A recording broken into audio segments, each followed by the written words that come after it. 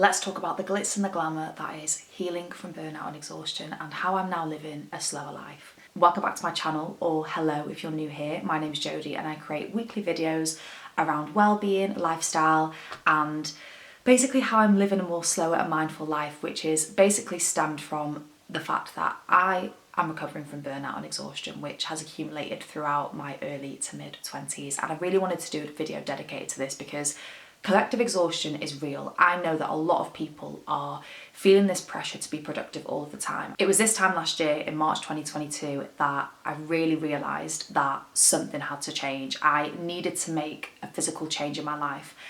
Before that, I'd been thinking a lot about the fact that I needed to change, but it really got to a point where I couldn't continue living the way that I was. This time last year, I definitely had quite a few issues in terms of people pleasing, lack of boundaries, lack of self-acceptance and self-belief. And those underlying things teamed with a high pressure job and trying to do too much is what led me to burnout. It was kind of a combination of the two. And I know that this is different for everyone, but this is just my experience. So it wasn't just a case of me being in a job that was demanding. It was actually because I had these prerequisites that made burnout possible. So yeah, for a long time, I've kind of known that those were issues. Because at the time I was struggling with being a perfectionist, a people pleaser, having that lack of self-acceptance, it meant that work became something where I could almost validate myself. So, you know, almost like the harder I worked, the more that I saw in terms of results meant that I could accept myself. And I'd really tangled up my sense of self-worth with those feelings, which obviously meant that in order for me to feel good, I needed to work, and nothing else mattered, which obviously led me to a point of not feeling great, because life is not just about work. Looking back now, I definitely say I'd also fallen into the narrative of needing to hustle. I was working quite an intense job at an agency where I had lots of different clients, but then also trying to run my own thing on the side. And this kind of whole idea of having a side hustle, I mean, I'd been doing it for years, but I was trying to keep up with that as if it was my full-time thing in the same way that others did. So a lot of comparison in there as well. Honestly, it was just the perfect storm for burnout to occur. And before I speak about how I actually managed to start healing and recover, I want to share some of the signs because I think that's really important. For me, it was things like procrastination. I couldn't focus on a single thing at all at any point. I really struggled with that. Another thing was brain fog, so forgetting lots of things.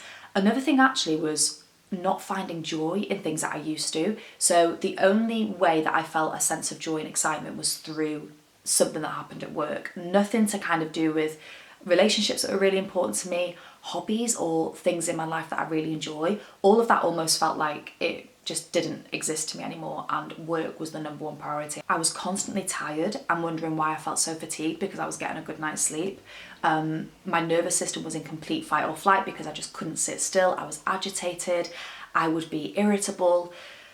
I think most of the kind of common signs of burnout and those signs that you're exhausted, I displayed in some way. And a really big turning point for me actually was when I went on a holiday and I just couldn't switch off. I was in this amazing all-inclusive hotel for a week that me and my husband had booked because we hadn't seen each other for a really long time.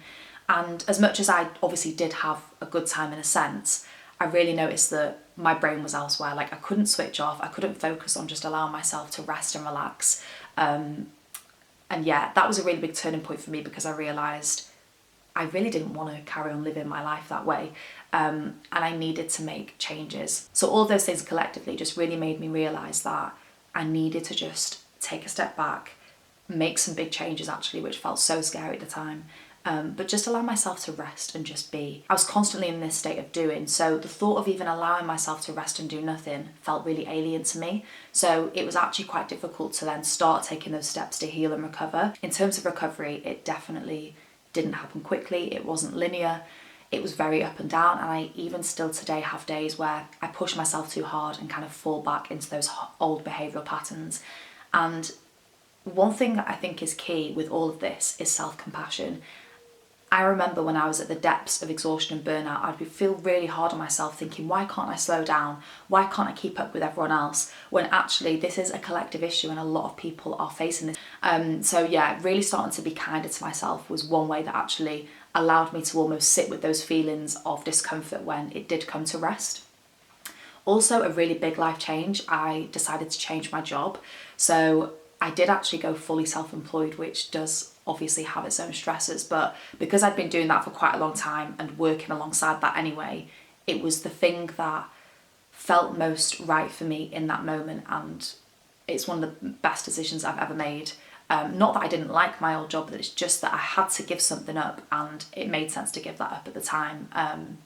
So yeah, actually reducing the amount of work I was doing and realising that I'm only human. Another thing that was a massive part of this for me was setting boundaries. So making sure that I didn't look at my phone first thing in the morning or in the evening, so I had that time to decompress, because a lot of kind of what I do is on my phone as well, so it's just really easy for me to pick up my phone and be working. Also limiting times that I'd look at things like emails, but also on the flip side of that, being quite disciplined and having boundaries with having fun and rest. So actually seeing rest and time for kind of self-care and even playful things like going wild swimming or trying something new as just as important as work. I definitely used to kind of put work up here and put everything else down here, so I found more of a balance and even actually pushed work a little bit further down, which has just made the world of difference, because it means that during the times that I do work, I'm definitely more productive and I get more done because my cup is filled up by all of those other things that I do for myself. In terms of practical things that I've started doing, one of them is meditating daily. I used to have a practice, I kind of let it slip, and now it's something that I make sure that I do daily, even if it's just 5 minutes. Also practicing yoga or any form of movement. I sync up my movement now with my cycle because I just feel like that works better for me. So whether it's kind of going to the gym, doing something a little bit more intense, or doing a really gentle restorative yoga flow, I make sure that I move my body, because this just really helps to make sure that my nervous system is balanced and just kind of find that equilibrium, which when I was working a lot of the time I didn't allow myself to do or kind of prioritise as part of my day. Something else I find really useful is using the morning to set the tone for the rest of my day. So instead of waking up and rushing around, I try and give myself a bit of a slower start. So not looking at my phone, maybe doing something like journaling or just making myself a cup of tea and having a couple of moments to myself before I get on with my day. This just allows me to go into the day feeling more mindful and actually giving myself time to pause. And another thing that I didn't quite realise at the time, and I didn't do intentionally, but I've really made sure to surround myself with people that also value rest and don't buy into the idea of the kind of toxic productivity and hustle culture. And obviously that's been really important because you are a product of the people that you spend time with. It's just a known thing. Obviously we all have different energy, and I've definitely in the past kind of listened to things or consumed things that have really pushed this message that I need to keep working.